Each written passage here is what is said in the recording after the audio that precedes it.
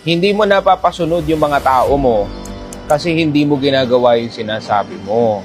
You have to be the role model. Sinasabi mo, wag malate. O late ka 2 oras. Ano ba namang klaseng pagiging leader yan? Weak. Diba? Importante dito, to become the role model sa organisasyon mo. Hindi ko sinasabi maging perfecto ka. Pero you have to do your best to shine as the example to your people. To your family. Di lang to sa mga empleyado. Even to your friends. Gusto mong umangat lahat yan? O responsibilidad mo ngayon paghusayan sa buhay para madamay mo sila.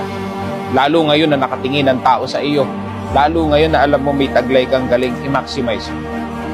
Be the role model of the people around you. Your employees, your family members, your children. Be the role model.